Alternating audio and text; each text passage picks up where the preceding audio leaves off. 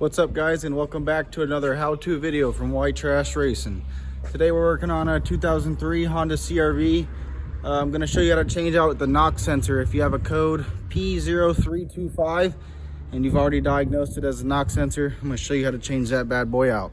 And I'll give you a quick little diagnostic on it if anybody understands what I'm about to tell you. If you're getting that code, you can simply just check the one wire going to the knock sensor. If you got a 5-volt reference coming from that wire when it's unplugged, more than likely the problem is your knock sensor. So you can use a voltmeter and go from the ground to that one wire on the knock sensor. When the key's on, you should get 5 volts, or right around 5 volts, 4.5 to 5.5. That'd be I guess our little clamp right there is loose.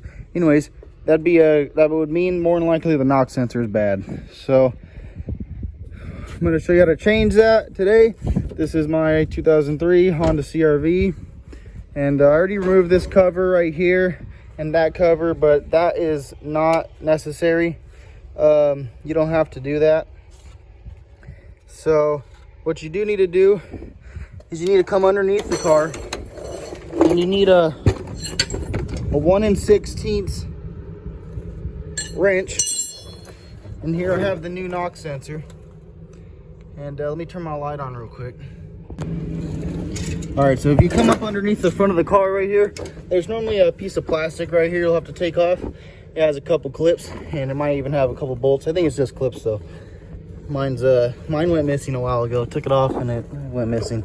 Anyways, you're gonna see right up in there that your knock sensor is right there, right? And I already unplugged that wire that goes to it, and I'll show you what that looks like right here. So that wire is just this little clip. So when you take that off, you're gonna have to push on the side of it. You see right there on the side of it, you can push this little tab right there down.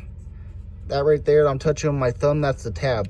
So on one side of the thing, you're gonna have to push this tab and pull it out.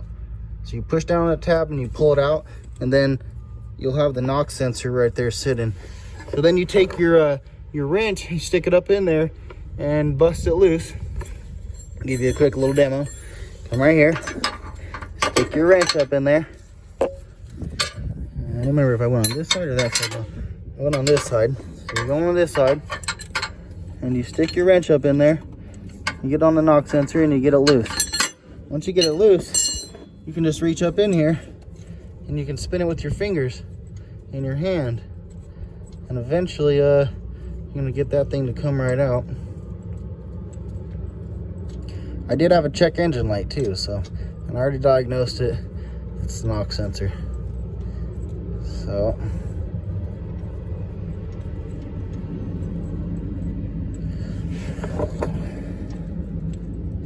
I'm just using my 2 fingers to keep spinning it, and then boom, there you got the knock sensor. So you just want to take your old one, and you want to make sure that they're the same plug, same threads.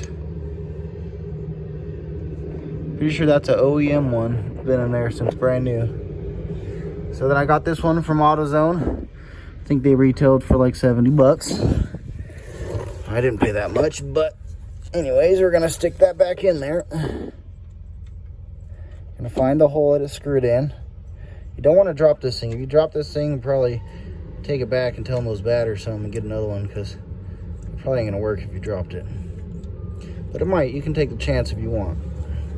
Anyways, you get that thing threaded in, and once you get it threaded in, all right, so once you get it threaded all the way in, you want to come in here with your wrench, and you want to tighten it down. You don't want to go too tight, because you can damage the sensor if you go too tight. And then once you're done, just plug that wire back in, clear your code, and that should do it.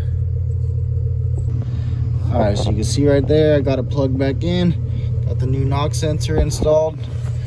So we're gonna clear the code, and that'll be it. All right, guys, so that was pretty much it. Show you guys right here. Got no more codes.